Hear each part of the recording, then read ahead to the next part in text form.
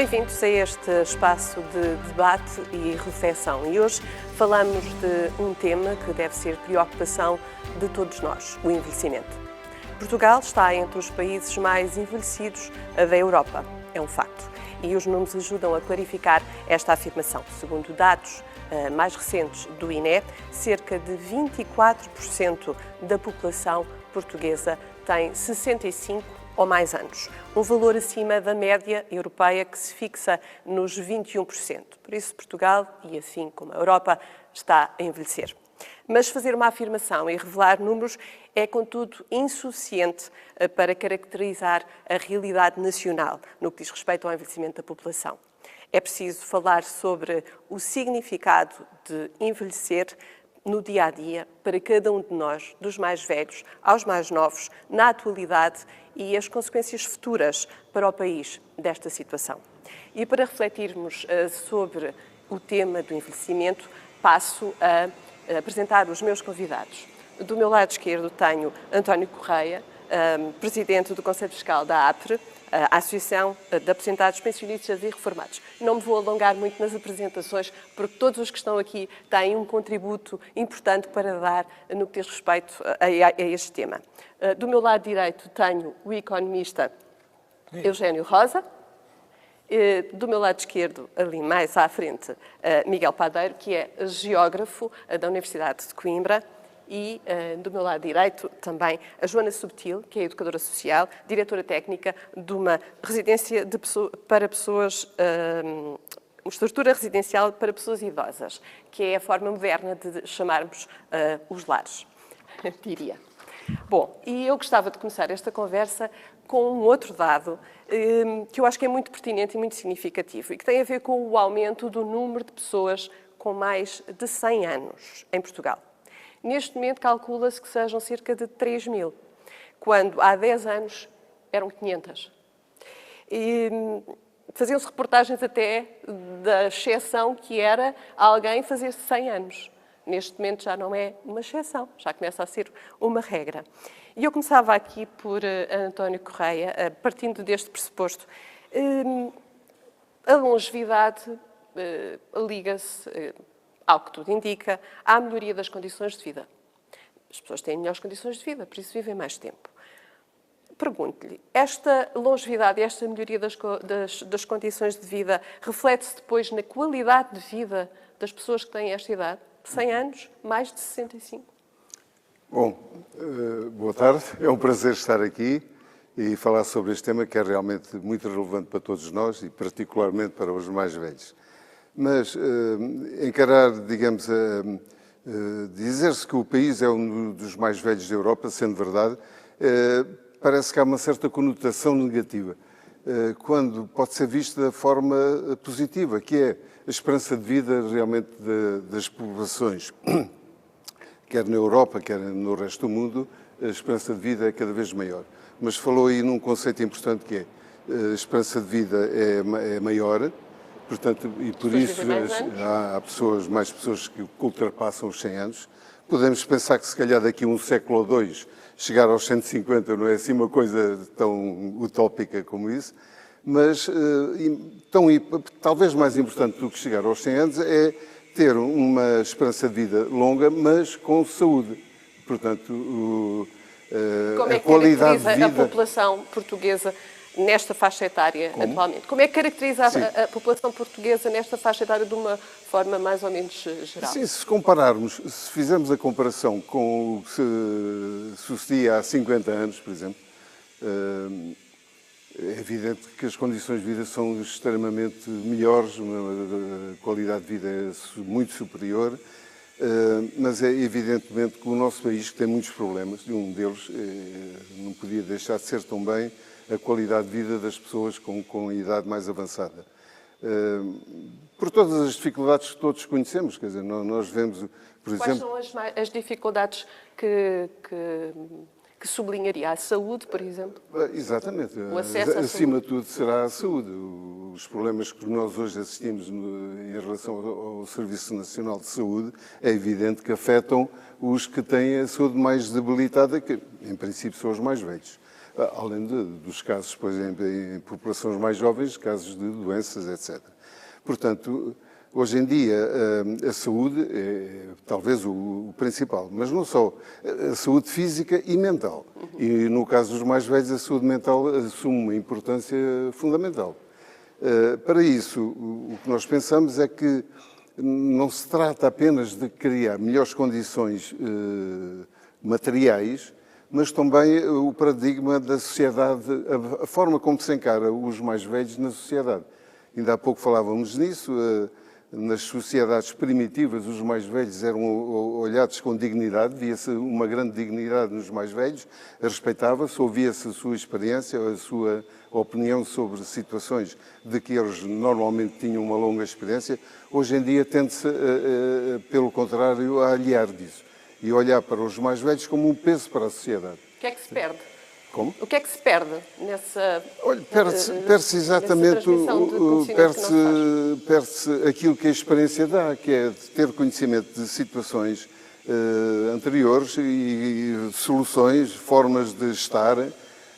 Os mais velhos, em geral, vão ganhando com a vida, vão ganhando uma maior tolerância, uma maior compreensão dos aspectos que durante a maior parte da vida ativa as pessoas não têm tempo sequer para pensar nisso. Há uma grande competição no nível profissional, social, em todos os níveis e digamos que a velhice, se quisermos falar assim, traz precisamente a capacidade de ser mais tolerante, de ser mais empático com essas situações. Mesmo a nível profissional, quando uma pessoa chega à idade da reforma, seja ela qual for, e sai de repente, para além da questão que pode ser um problema para a própria pessoa, a empresa ou a entidade em que essa pessoa está deixa ir com, sem nada a ganhar em troca, toda uma experiência de anos, às vezes dezenas de anos de trabalho, de conhecimento, de contactos, tudo isso. Esse paradigma para nós é que tem que ser alterado. A sociedade tem que olhar para a evolução da vida, da pessoa, de outra forma. E dar-lhe precisamente... Valorizar o conhecimento. Valorizar, ao contrário de desvalorizar, que quanto a nós é o que está a passar atualmente. Hoje, repare, quando hoje se fala sobre, ocasionado por outros temas, por outras questões que provavelmente vamos falar, quando se diz que daqui a 30, 40 anos os mais jovens não vão ter forma. Quer dizer, cria-se um caldo de problemas que as pessoas olham para os mais velhos quase como uns parasitas da sociedade que estão a sugar aquilo que os pobres jovens estão a criar. Mas isso não é assim, não é? Já vamos falar dessa questão das pensões mais à frente. Eu passava aqui a palavra a Miguel Padeiro, porque estamos aqui a traçar um retrato do país que temos. E eu perguntava-lhe, como geógrafo, olha para o país e para esta questão do envelhecimento de uma forma geográfica, digamos assim, como é que caracteriza os contextos rurais e os contextos urbanos? No que diz respeito ao acesso aos meios de subsistência, ao apoio, ao acompanhamento? Muito bem, muito obrigado pelo convite.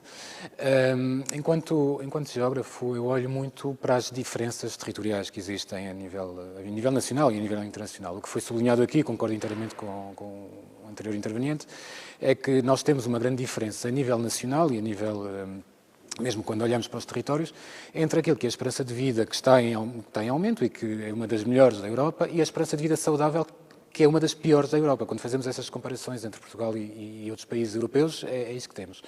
E depois, quando entramos no detalhe dos territórios portugueses, temos muitas discrepâncias, muitos desequilíbrios entre áreas de baixa densidade e áreas de maior densidade, entre áreas metropolitanas como o Porto, como Lisboa.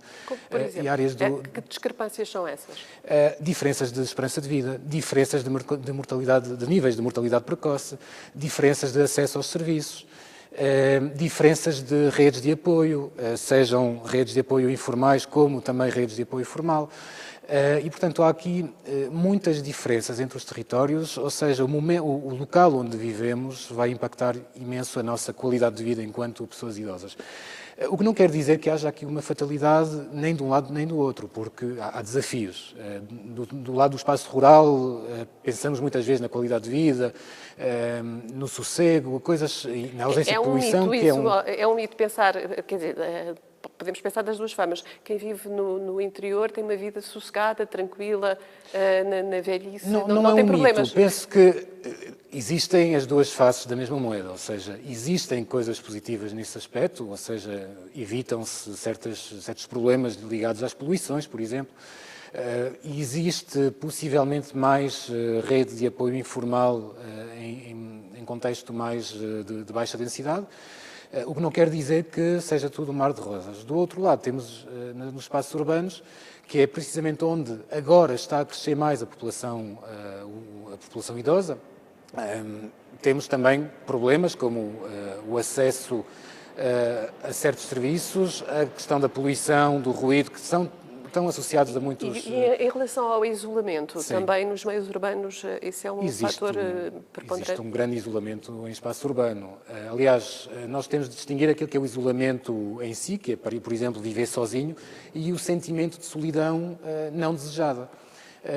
E este sentimento de solidão não desejada pode ser vivido tanto no espaço rural como no espaço urbano. O que nós temos de ver, e o que nós vemos enquanto geógrafos, por exemplo, é onde é que o envelhecimento está a acontecer neste momento e o que é que está a acontecer. Muitas vezes nós olhamos para mapas na comunicação social e vemos que associamos muitas vezes os espaços rurais a maior envelhecimento. Onde é que agora está a acontecer o envelhecimento? Quais são os concelhos do país onde há um forte crescimento da população idosa? São as periferias metropolitanas. São concelhos como Louros, são concelhos como Valongo, como Maia, Matosinhos.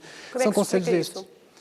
Porque são as pessoas que foram para lá viver nas décadas de 70, 80, foram envelhecendo e ficaram nesses locais. E, portanto, nós temos agora cada vez mais pessoas idosas a aparecer, digamos assim, a chegar a estas periferias idades. dos grandes centros urbanos. Dos grandes centros urbanos. E, portanto, quando pensamos nas necessidades futuras, temos de pensar, efetivamente, no espaço rural, é certo, mas temos de pensar também onde vai ficar a população idosa de amanhã. E vai ser muito mais nos espaços urbanizados do que nos espaços rurais. E parece-lhe que, por parte de quem toma decisões, essa é uma sensibilidade que já existe, essa preocupação? Há uma preocupação a nível local, sobretudo por parte dos municípios. Tem havido um esforço enorme de muitos municípios, tanto rurais como urbanos, ou periurbanos ou suburbanos, em melhorar o planeamento urbano, em melhorar o acesso aos serviços, em multiplicar as iniciativas e as políticas e estratégias que se fazem junto das pessoas idosas. Se há ou não sensibilidade num nível superior, a nível nacional, já é provavelmente mais discutível. Não estou a ver grande alteração dos paradigmas a nível nacional. Aliás, tivemos uma estratégia do envelhecimento ativo e saudável que ficou nas gavetas durante anos. Isto é sinal de que alguma coisa correu mal. Está-se agora a repensar um bocadinho o que é que vai acontecer no futuro, mas ainda estamos muito atrasados nesta matéria em relação a outros países europeus. Eu passava aqui agora para o Eugênio Rosa, para mudar aqui um pouco o tema. É o mesmo, mas aqui numa perspectiva diferente, que tem a ver com o seguinte. A maior parte da população envelhecida é do sexo feminino, e nomeadamente os que têm mais de 100 anos. Considerando a desigualdade salarial histórica, pergunto se esse desequilíbrio nas pensões, nomeadamente, se reflete entre homens e mulheres, sendo que as mulheres são a maioria. Não, e na reforma, quer dizer, eu gostava só de colocar uma questão, ou melhor, chamar uma experiência que eu tive antes, aproveitando a intervenção do amigo ali da APRE. Eu vivi em Angola durante muitos anos. Há uma diferença cultural muito grande entre a cultura africana e a cultura europeia. Os mais velhos em Angola, agora atualmente já começa a alteração cultural, até um bocado contagiada pelo Ocidente, mas eram considerados uma biblioteca viva. E o termo mais velho significava uma consideração. Eles normalmente tratavam as pessoas mais velhas como mais velho, Eu lembro-me que o Savimbi é tratado como mais velho. É um sinal de respeito. Portanto, há diferenças culturais muito grandes e, efetivamente, eu já muitas vezes até discuti isso com pessoas da África, eles diziam que nesse aspecto estavam mais adiantados que o Ocidente. Agora, fica essa referência, sim. Não, é bom a gente ver, que a gente muitas vezes pensa que a África são pessoas atrasadas. Há que aprender com todas as culturas e com todos os povos. A gente aprende muito com as outras culturas. Isto liga-se depois à imigração, para a gente refletir sobre a imigração. Também já vamos falar disso. Mas há uma diferença. A desigualdade que a gente nota, que existe na vida ativa entre homem e mulher, prolonga-se na vida, depois na forma. E o que tem acontecido nestes últimos anos é que as diferenças nas pensões têm aumentado, não têm diminuído. Eu tenho aqui dados. Entre homens e mulheres? Não, os últimos dados que foram divulgados, por exemplo, no último 5 anos, nos últimos 5 anos, a diferença de acordo com dados divulgados, que constam até das estatísticas que são divulgadas para a Segurança Social, a diferença, os salários as reformas são muito baixas. A reforma média anda à volta de 600 euros, a reforma da mulher anda à volta dos 300, entre os 300 e 400, o homem um bocado acima da média. Portanto, mas o que tem acontecido é que, efetivamente, os últimos dados mostram que essa diferença, que era à volta de 200 euros, aí há 5 anos atrás, nestes últimos anos aumentou quase 50%. Como é que isso se explica? Que provavelmente, entretanto, as mulheres até entraram mais no mercado de trabalho. Portanto... Entraram mais no mercado de trabalho, sim, mas depois também elas são muito mais sujeitas à precariedade, os homens têm promoções mais rápidas. Continuamos a viver nesse registro. Totalmente neste registro. Isto é dramático porque as pensões já são baixas por natureza e para além disso, há uma grave desigualdade entre as pensões das mulheres e dos homens. Também há pensões que são baixas por serem pensões de sobrevivência. Portanto, e isso afeta, eventualmente, mais as mulheres. As mulheres vivem mais, mas sabe porquê é que as mulheres vivem mais? É que tratam-se mais, têm mais cuidado. Eu estive na ADSE, eu tenho 84 anos, trabalhei até os 82. Mas com horários de trabalho. Foi ontem, portanto, trabalhou até ontem. Com horários de trabalho. Eu não estou a dar o exemplo aos outros, mas gostei de trabalhar. Estive na direção da ADSE 5 anos, os últimos 5 anos antes de me reformar. E lá nós analisávamos a utilização. A ADSE tem 1.300.000 beneficiários. Mais de metade são mulheres, porque as mulheres têm um peso muito grande em áreas do Estado, como a saúde, como a educação, são maioritariamente mulheres. E ainda assim com pensões mais baixas? No Estado já não se nota isso, é a nível geral, na Segurança Social, porque no Estado já a maior parte estão aposentadas na Caixa Geral de Aposentações. Eu estou a falar das estatísticas da Segurança Social. Aí em princípio, não há desigualdade. Quer dizer, um trabalhador com a mesma categoria ganha o mesmo. É que os homens são mais facilmente promovidos que as mulheres. Embora na ADSE, onde eu trabalhei, a maioria era mulheres, quer a nível de diretoras, quer no Conselho Diretivo, não é? É este aspecto. Agora, um aspecto que eu gostava aqui de colocar é o seguinte. Nós, muitas vezes, os mais velhos queixam-se de dizer... Lembra-se daquele livro com a epidemia dos grisalhos? Era um ataque com os mais velhos mesmo, não é? Mas eu também penso muitas vezes, os mais velhos criam também condições para serem objeto de crítica, porque o que tenho constatado que as pessoas chegam à reforma, primeiro querem se reformar rapidamente e não têm plano pós-reforma. Isso é extremamente grave, porque as pessoas têm uma vida ativa muito grande e de repente há uma interrupção. Aquilo é um abalo tremendo e muitos não aguentam. Muitas vezes não será porque durante a vida ativa não tiveram outro tipo de atividades paralelas, hobbies, e depois quando se reformam não sabem por exemplo, eu não quero dar o meu exemplo dos outros, mas, por exemplo, antes de me reformar, planeei a minha vida futura. Acha que é fundamental fazer isso?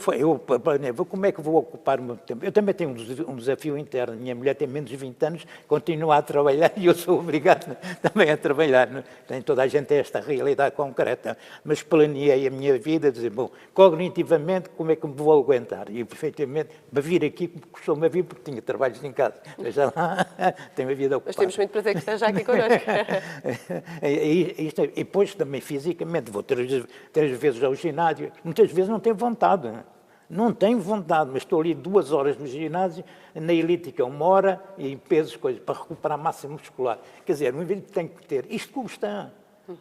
Isto envolve sacrifício.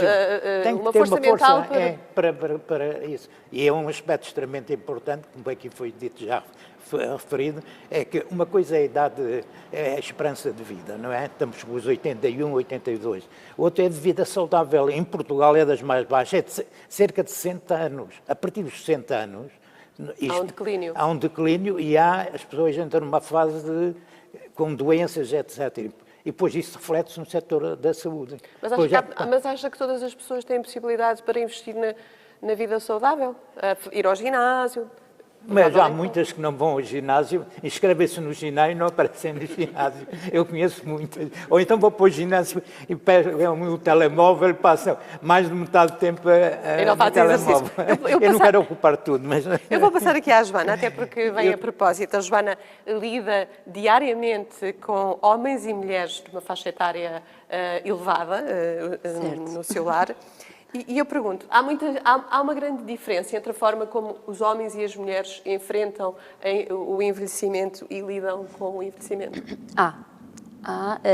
Primeiro temos, em contexto de herpes, de lar, podemos lhes chamar várias coisas, muito mais mulheres do que homens. Portanto, a nossa realidade é esta, está provado que assim é, a mulher tem uma esperança média de vida superior à dos homens e maioritariamente viúvas. Recebo alguns casais, mas muitas viúvas. A realidade que eu vivo é que estas mulheres viúvas têm uma missão, que com a dor, com o peso, com a saudade, com a dificuldade, têm que fazer o caminho pelos dois. E seguem. Os homens, quando ficam viúvos, a realidade é outra. Normalmente entregam-se à dor. E atenção que eu falo de experiência, de vivência. São poucos os casos dos homens que dão a volta depois de perderem as suas esposas.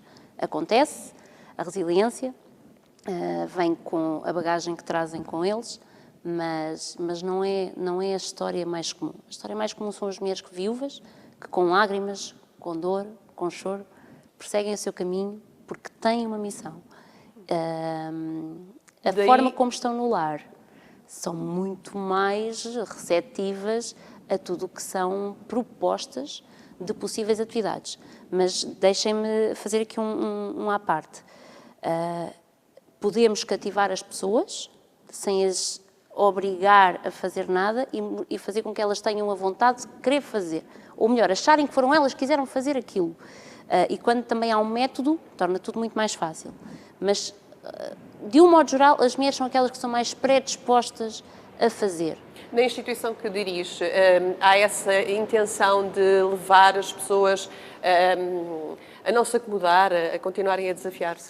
Há uma intenção, acima de tudo, que é manter a personalidade de cada um.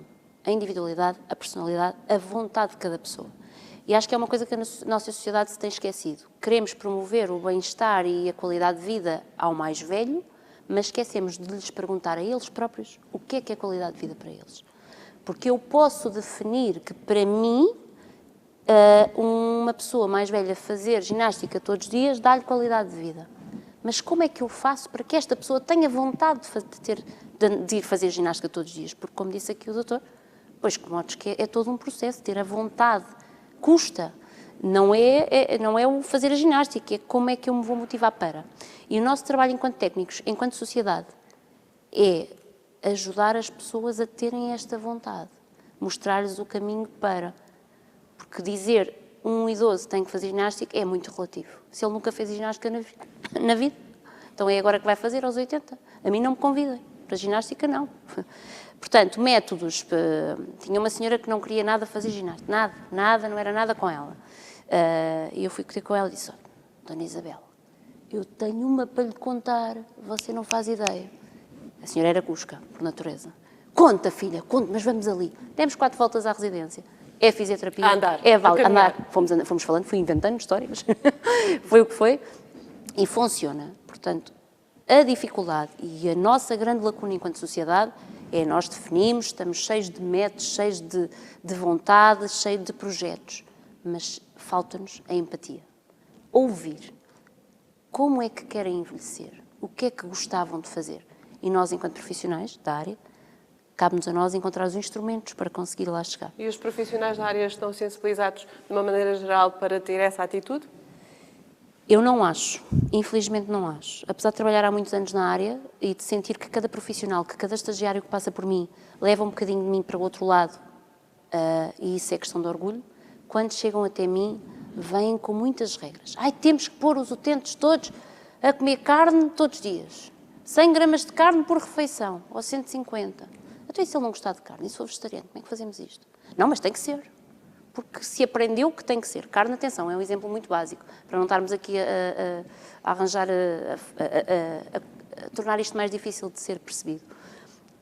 Quando chegam, esquecem-se da palavra empatia, que é muito bonita de ser dita, mas é muito mais bonita de ser sentida. E altruísmo. Portanto, volto a dizer, esquecemos-nos de ouvir as pessoas. E depois de passarem por mim, eu não sou especial, eu não sou melhor que ninguém, eu sou uma pessoa que absorve muito e absorve muito de pessoas, não de livros, também de livros, mas absorvo muito mais de pessoas. A vida tem-me ensinado a ouvir mais e depois agir. E sinto que estes mais jovens que chegam até mim vão saindo com outra perspectiva daquilo que é o envelhecimento. Agora, se temos técnicos preparados, não, eu acho que não, eu continuo a achar que não, e isso envergonha-me, enquanto educadora social envergonha-me, mas também tenho esperança de que possamos todos melhorar um dia, e por isso estou aqui, porque também às vezes precisamos de alguém que nos diga, ei, calma, estamos a evoluir bem, na medicina, na qualidade de vida, QB, porque isto interfere com outras coisas, mas estamos-nos a esquecer de evoluir enquanto sociedade. E podemos ter excelentes respostas na medicina, excelentes respostas, estruturas de intervenção social. Mas se não houver o fator sociedade, a evolução significa muito pouco. E onde é que começa a mudança? Em nós próprios. Na educação, nos valores, na forma como nos dirigimos ao outro. O olhar para as pessoas, o ouvir as pessoas. Isto não é uma questão, também é números, também é... Mas é muito mais. Envelhecimento é muito mais do que isso. Envelhecimento somos nós. Já percebemos que vive... Ai, desculpem, eu não. peço imensa desculpa. Sim, vivo muito isto. Esta questão do envelhecimento e de lidar com as pessoas mais velhas. Eu passava agora aqui um pouco esta parte mais emotiva para uma parte menos emotiva, provavelmente, que tem a ver com a sustentabilidade da Segurança Social, que já abordamos assim um pouco de passagem. Eu perguntava aqui a Eugênio Rosa, temos aqui uma pirâmide etária negativa, temos aqui uma pressão na população ativa, com um número de população mais velha a crescer. Como é que se garante a sustentabilidade futura da Segurança Social? É com o aumento da idade da reforma, com as contribuições dos imigrantes? Por isso é que eu lhe pergunto. Por isso é que eu lhe pergunto. Com a contribuição dos imigrantes, são os chavões, não é? É os chavões, mas não concordo. Não, quer dizer, o problema está analisado parcialmente, a contribuição. Os imigrantes dão com uma mão, mas vão buscar com a outra. Portanto, há um equilíbrio que, quando se analisa, tem que ser na globalidade. Mas a questão da sustentabilidade da segurança social tem-se procurado vender a ideia de que ela vai falir.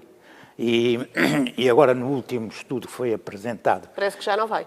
Não, a primeira coisa, eu até fiquei um bocado surpreendido, que considerava uma entidade mais ou menos equilibrada e séria, o Tribunal de Contas. E o Tribunal de Contas publicou um estudo, ou uma auditoria sobre a Segurança Social, como a Segurança Social tem apresentado saldos extremamente elevados, 4 a 5 mil milhões de euros por ano, e tem uma reserva, que é o Fundo de Estabilidade da Segurança Social, financeira da Segurança Social, que neste momento atinge os 37, 40 mil milhões de euros, que corresponde a mais de um ano de pensões. pensei que isto fosse tomado em conta. Agora, o que aconteceu foi que, penso que o Tribunal de Contas, como não tem competências, contratou um técnico e foi escolher logo o melhor, que é o Jorge Bravo, que é um consultor dos fundos de pensões, bem pago das associações de fundos de pensões. E ele, para vender a ideia que a segurança social não era sustentável, juntou a Caixa Geral de Aposentações, que são dois sistemas completamente diferentes. Existe, efetivamente, na Caixa Geral de Aposentações um déficit extremamente elevado. E porquê? É preciso as pessoas terem presentes que durante muitos anos o Estado não transferia ou transferia muito pouco, só transferia o que era necessário para pagar as pensões. E enquanto o sistema era jovem, tinha muita gente no ativo e poucos na reforma, o Estado apropriou-se desse valor e encaminhou para outro tipo de despesas. Agora atingiu a maturidade, agora já há mais aposentados do que subscritores. E até isto foi agravado porque se fechou a Caixa. Quer dizer, a partir de 2005, os trabalhadores que entraram para a administração pública foram todos para a Segurança Social. Portanto, agravou-se o problema da Caixa Geral de Aposentações. Mas para dar a ideia, para vender a ideia que a Segurança Social não é sustentável, juntou-se tudo e disse a falência é total. Quando são duas coisas diferentes, e se houvesse um mínimo de seriedade e de honestidade, nunca se tinha juntado um sistema a outro, e muito menos o Tribunal de Contas. Agora, sobre a sustentabilidade da segurança social, tem apresentado saldos extremamente positivos, mas há um problema que eu sempre levantei no princípio, que é este. As contribuições para a segurança social, não dos trabalhadores, os trabalhadores com base nos salários, mas as das empresas é com base também nos salários. Ora bem, esta realidade, quando foi criado esse sistema, a realidade era as empresas que criavam mais riqueza era trabalho intensivo, eram aquelas que tinham mais trabalhadores e pagavam mais salários. Atualmente já não é assim. As empresas que criam mais riqueza têm muito menos trabalhadores, mas têm capital e conhecimento intensivo. Quer dizer, hoje em dia a riqueza cria-se muito mais com estes fatores e esta situação vai se alterar profundamente com a introdução e com o impacto da inteligência artificial. Portanto, a produtividade pode aumentar substancialmente muito, a riqueza criada por uma empresa vai aumentar muito e isto depois depende de um menor número de trabalhadores, mas altamente qualificados. Portanto, a massa salarial vai tender a diminuir.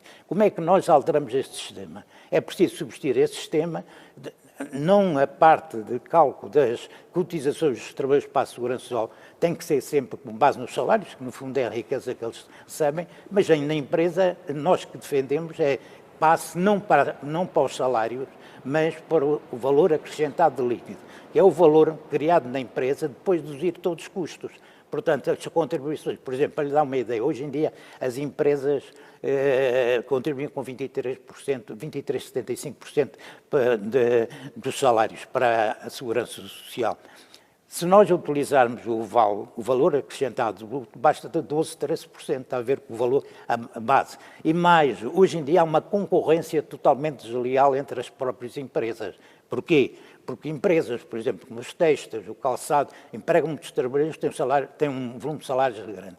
Empresas que não empregam, por exemplo, a Galp ou a EDP empregam muito menos trabalhadores, contribuem com menos, embora criem muito mais riqueza. Portanto, esse sistema tem que ser alterado. E se este sistema for alterado, a sustentabilidade da segurança social será mantida. Agora, a segurança social as pensões são extremamente baixas. Eu estava há bocado a falar nisso e olhei aqui para os números, até fiquei assustado, porque a gente não decora tudo. Eu não tenho, agora vai passar. Já falamos disso. Está bem, a gente depois. Eu não sei se ficou claro. Já procurei esses números, que nós já vamos aí falar sobre esses números. António Godinho Correia, há países com políticas diferentes relativamente à garantia das pensões. Por exemplo, países nórdicos, por exemplo, não sei se são um bom exemplo, mas a Austrália também, em que os trabalhadores são obrigados a ter uma poupança que muitas vezes é garantida pela entidade patronal, uma poupança obrigatória para depois poder usufruir de uma pensão. Ou seja, não é a população ativa que garante a pensão, é também a população ativa mais uma parte que é do próprio. Parece-lhe isto possível aplicar-se em Portugal ou não?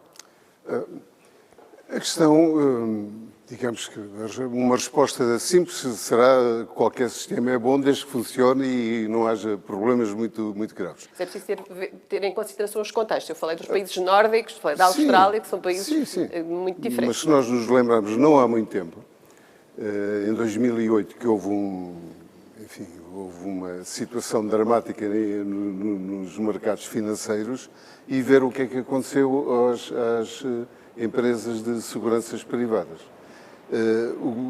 A questão é essa: quando há um problema, quando rebenta, como se diz, rebenta a bolha e as empresas financeiras têm problemas graves, vão à falência, o que é que sucede às pessoas que têm lá as suas poupanças? No Estado nós sabemos o que é que sucede. E, aliás, como muito bem caracterizou o Dr. Eugênio Rosa, acabou de fazer, lançar, digamos, a sombra sobre, no nosso caso, a segurança social, é útil para que as pessoas tenham receio e vão recorrer a esses sistemas que podem ser complementares. A nossa questão: nós não temos nada contra os sistemas complementares. Eu acho que praticamente toda a gente recorre de uma forma ou de outra. Os que podem. Porque há também aquela piada do... Não são de uma forma obrigatória, não é? São de uma forma facultativa. Sim. Eu penso que coisas obrigatórias acho que ninguém gosta, não é? Mas recorrer porque se quer e tem condições. Eu ia dizer que há lá a piada que havia aquele indivíduo que dizia: como é que eu vou poupar? O ordenado já me vem poupadinho, portanto já não tenho capacidade de poupar. Mas o poupar não tem causa, é ótimo, é realmente útil e quando pode. Agora, não temos, o que nós não aceitamos é destruir aquilo que está a funcionar bem. Como acabou de ser dito, a sustentabilidade da segurança social está cada vez mais assegurada. Os estudos que o doutor também referiu apontam até 2070. Pode haver situações em que as alterações demográficas, tudo isso, criam problemas reais, mas está previsto, naquilo que é possível prever até 2070, que o sistema é sustentável, se aguenta. Mas com uma perspectiva tão boa que já tivemos aqui. Estamos agora aqui a chegar a esse ponto. Como é que se compreende que a idade da reforma continua a aumentar? Não, porque foi definido. O nosso país, que é normalmente acusado que é um país que facilita tudo, que não tem capacidade de previsão, que facilita e que as pessoas aproveitam e abusam. O nosso país conseguiu ter, em 2006, uma alteração de um conjunto de regras destinadas precisamente a tentar garantir a sustentabilidade da segurança social. E adaptou-se a idade da reforma à esperança de vida. Portanto, parece lógico, se a esperança de vida aumenta, também, em princípio, a idade da reforma poderá ir aumentando. Agora, é um bocado estranho, a idade da reforma vai aumentando, mas continua-se a fazer cálculos e a apresentar como sendo grave e altamente negativo que em 2070 a população com mais de 65 anos é 30%, 40%. Então, mas se a idade da reforma vai aumentar, já não temos que contar em 2070 as pessoas com mais de 65 anos, se calhar temos que contar as pessoas com mais de 70. Não é que isso tenha alguma importância na realidade, nos factos reais, mas retira essa carga negativa que recorrentemente se tenta atirar para cima do sistema. Resumindo, quer dizer, o sistema está a funcionar. A segurança social, a sustentabilidade é provada por inúmeros estudos que acompanham sempre os orçamentos de Estado. Aquela situação que o Dr. Eugênio Rosa referiu, de uma auditoria feita pelo Tribunal de Contas a um conjunto de estudos, desses estudos complementares ao Orçamento de Estado, julgo de 2018 a 2024, acho eu, 2023, teve o contributo, com certeza, inestimável de uma pessoa que estava, quase, pode-se dizer que é quase pôr a raposa a guardar o galinheiro, porque era uma pessoa que estava ligada aos seguros privados. Claro que vai arranjar todos os motivos para dizer que isto está mau, isto está a cair de podre. Não está a cair de podre, não está mau. Vai ter os problemas que a vida tem. Vamos dizer, vai garantir que até 2070 não há problemas. Nada na vida é garantido. Agora, aquilo, se aceitarmos que os estudos são adequados, são corretos, são sérios, então, até esse ponto é possível dizer que sim, que a sustentabilidade da segurança social não está ameaçada. Agora, se o chamado segundo... Fala-se muito agora do contributo da imigração, como sendo o salvador da segurança social. A migração, a imigração, é como qualquer outra camada da população. Se a imigração vem, é porque é necessária para a economia. Se ela está a trabalhar, quer dizer, nesta fase inicial, é evidente que a imigração até é positiva. Quer dizer, contribui com mais financiamento para a segurança social do que aquilo que vai buscar em benefícios ou em utilização de serviços. Enquanto a economia precisar e for útil a imigração, é evidente, a imigração é um contributo importante. Exatamente. É importante porque é importante para a economia. E, portanto, não é a imigração que vem desequilibrar, seja o que for, neste sentido. Até pelo contrário. Miguel Padeiro, agora mudando aqui assim um pouco, já falamos, já abordou de certa forma esta questão, mas eu perguntava-lhe, dada a sua experiência como geógrafo, que estratégias do planeamento urbano e regional podem mitigar esta questão do envelhecimento? Mitigar a questão do envelhecimento, nós não devemos procurar os efeitos, porque mitigar o envelhecimento seria totalmente, e nem seria desejável. Temos de relembrar sempre que o envelhecimento é uma conquista, não é um problema. Agora, mitigar os efeitos negativos ou resolver os desafios que vão emergir passa essencialmente por criar ambientes que sejam seguros, que sejam adequados à vida saudável e ativa. Há pouco o Dr. Eugênio Rosa falava e muito bem da sua própria experiência do ginásio. O que é importante ter em conta é que muita gente não tem sequer capacidade de frequentar ginásios. E isto porquê? Porque estão longe. Há um dado isto está muito bem documentado, tudo o que tem a ver com serviços de saúde, tudo o que tem a ver com farmácias, tudo o que tem a ver com ginásios e, enfim, a utilização de qualquer tipo de serviço ou comércio, quanto maior a distância e o esforço necessário para se deslocar, menor é a sua utilização. E, portanto, cabe ao planeamento urbano resolver esses problemas no sentido de criar ambientes. Nós falamos muito da cidade dos 15 minutos, mas 15 minutos à velocidade de uma pessoa que tem 20 anos. Temos de pensar nisso em termos da velocidade da pessoa que tem 70, 80, 90 anos. E, portanto, como é que o planeamento urbano facilita? É a redução dos automóveis, cujas poluições associadas já estão muito bem documentadas, associadas ao surgimento da demência e de uma série de doenças, a mortalidade precoce, as doenças cardiovasculares. Está documentado, mas está posto em prática? Está documentado em termos de estudos científicos. Posto em prática. Há sítios onde é posto em prática e outros que não. Cada vez que um município ou uma região noutros países põe em prática uma política que visa a pedonalização do espaço, a melhoria do espaço público, a chamada caminhabilidade do espaço público, a proporcionar condições para que as pessoas possam sair à rua e tenham vontade de sair à rua, estamos sempre a contribuir para uma melhoria das condições de saúde. Olhando para a realidade nacional, é possível identificar essas situações? Tem havido situações. Olhando para Lisboa, a coisa mudou nos últimos anos. Para melhor ou para pior? Para pior. Para pior. Convenhamos que a mudança do Executivo há alguns anos deixou para o lado completamente as questões de mobilidade sustentável e, através delas, as questões relacionadas com a melhoria do espaço público. Como por exemplo? Como, por exemplo, criar-se mais parques de estacionamento, remover completamente ou reduzir fortemente as ciclovias. As ciclovias é um exemplo. As ciclovias, as pessoas não pensam necessariamente nisso, mas é um dos muitos meios que nós temos para preparar o nosso envelhecimento.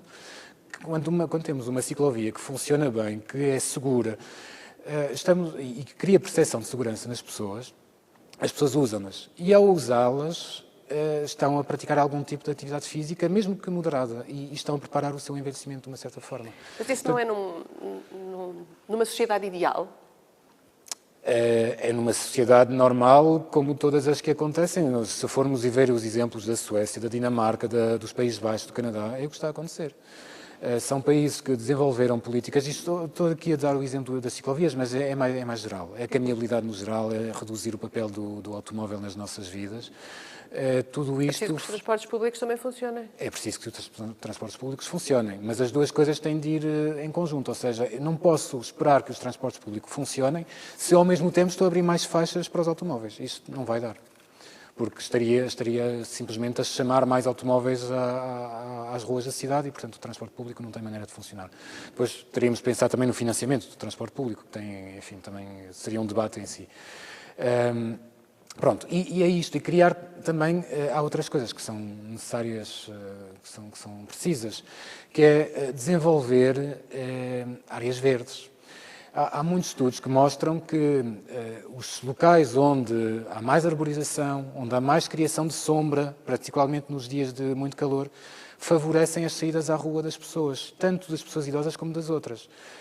E uma pessoa que pode sair à rua e que tem vontade, lembrando sempre aquilo que disse a Joana há pouco, da vontade do próprio, quando tenho vontade de sair à rua porque arborizaram a zona toda e porque está fresquinho, apesar de estar um calor intenso, vou praticar alguma atividade física. É melhorar o mobiliário urbano.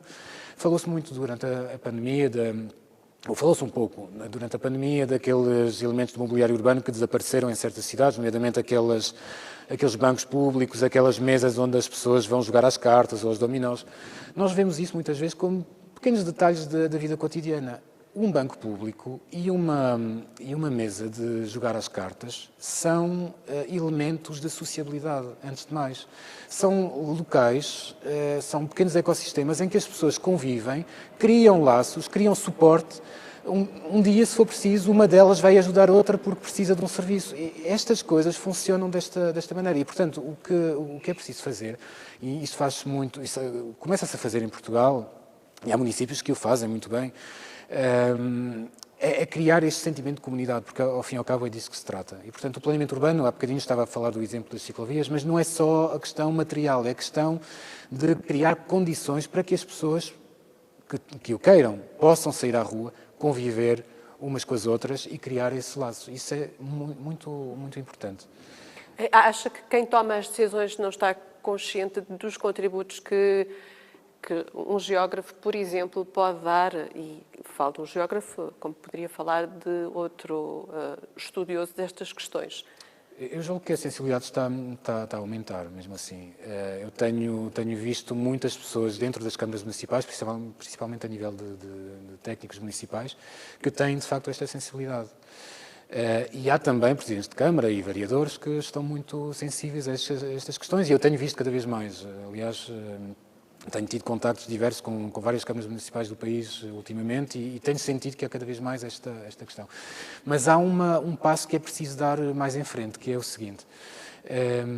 Quando falamos em envelhecimento ativo, quando falamos em saúde, muita gente ainda acha que só estamos a falar da localização do centro de saúde ou de coisas deste género. Não faz necessariamente aquele salto que é olhar para o espaço que nos rodeia, a nossa área residencial, e pensar isto são condições para a minha saúde. E como muito bem dizem vários estudos, incluindo... Quais são as condições para a falta de saúde? Por exemplo, nos locais hoje em dia? Sim, há condições para a falta de saúde, sim. Há muitas? Há muitas. Quando uma pessoa sai do seu prédio, para falar em zonas urbanas, e encontra à porta de casa carros estacionados em cima do passeio, constantemente, ou um parque de estacionamento a céu aberto, daquelas áreas mesmo cheias de carros, com carrinhas que estão constantemente a fazer entregas aos restaurantes ou às lojas.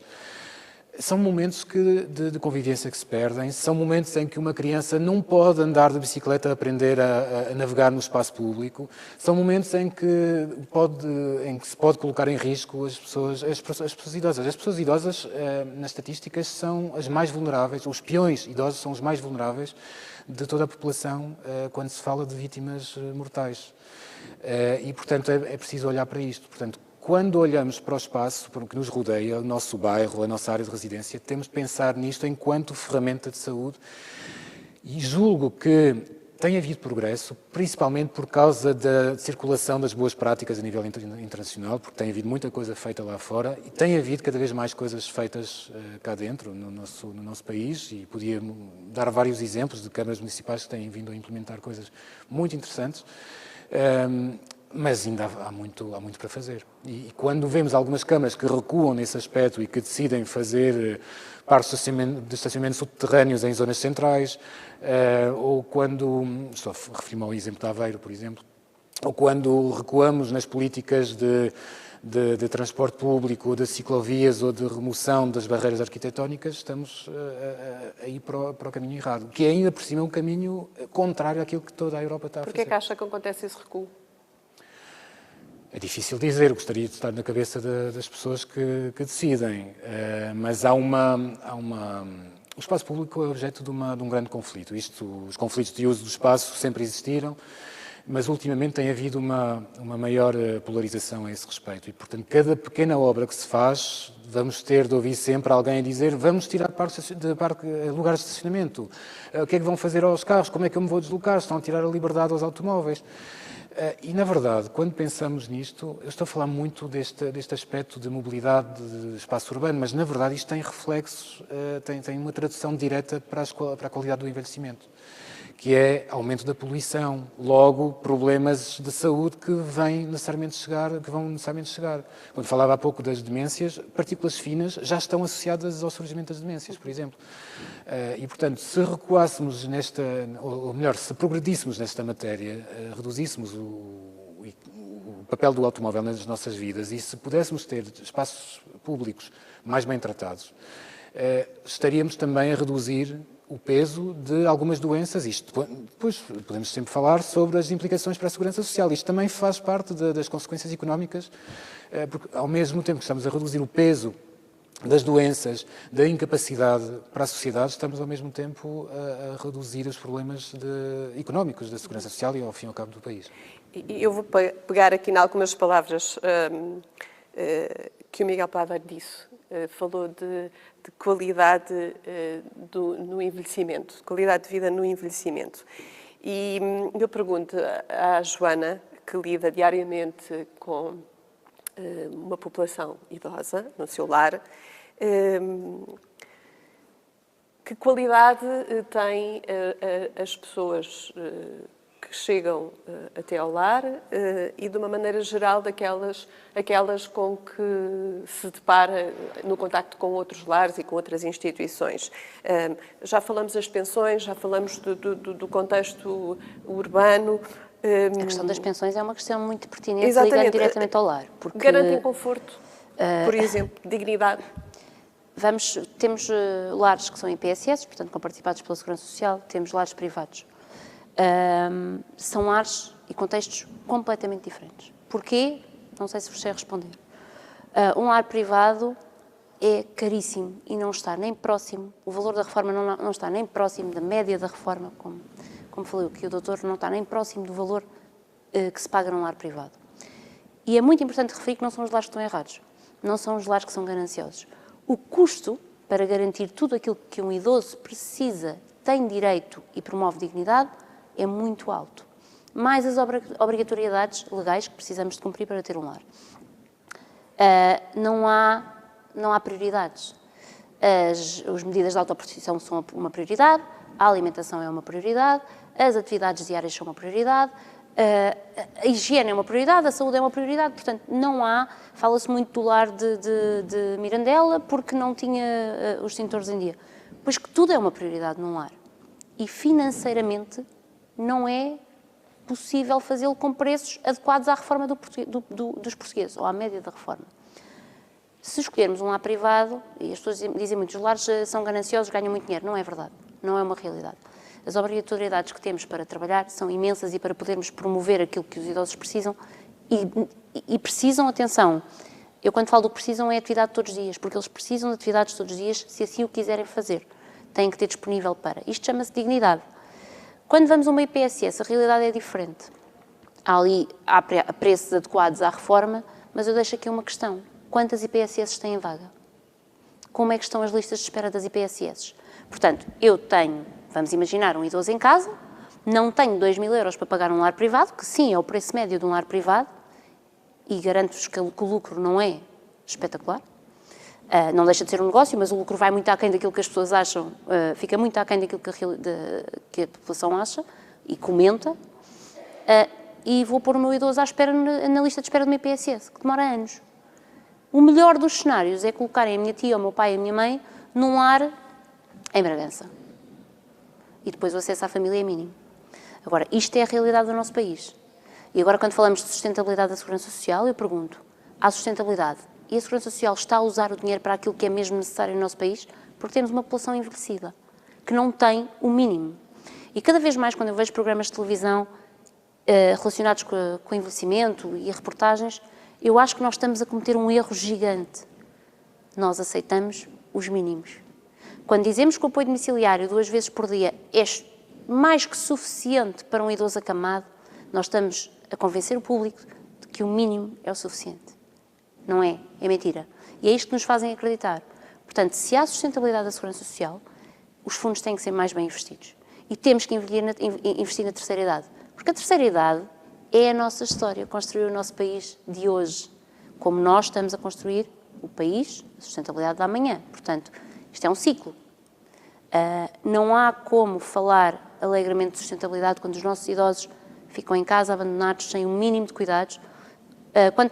Quando têm um cuidador informal, portanto, algum familiar direto, o rendimento do cuidador informal é miserável. Portanto, não garante o básico. As reformas são baixíssimas. Agora, respondendo à pergunta do lar. No lar onde eu trabalho, nos lares onde eu dou apoio, e dou apoio a vários, trabalho em vários, faço muitos trabalhos na área da geriatria, eu luto para conseguirmos. Mas para conseguir que os idosos do lar onde eu trabalho tenham aquilo que eu acho que eles merecem, se calhar acumulamos funções, trabalhamos excesso de horas, se calhar não, tenho uma gerência que sim, que aceitou abdicar daquilo que é o lucro para podermos promover melhor qualidade, alimentação adequada, porque a alimentação é um tema nos lares, não é? Fazer uma sopa que não seja só batata é um tema. E eu acho que temos que ir ao fundo da questão. Se os idosos do lar onde eu trabalho têm qualidade de vida, têm, Isabel, mas é um processo e é muito, muito, muito trabalho de quem lá está. Uma equipa maioritariamente efetiva por antiguidade, uma formação constante, regular, mas isto não se faz de forma leve. Isto faz com muito esforço e muita dedicação. Se é a realidade dos lares todos, não é?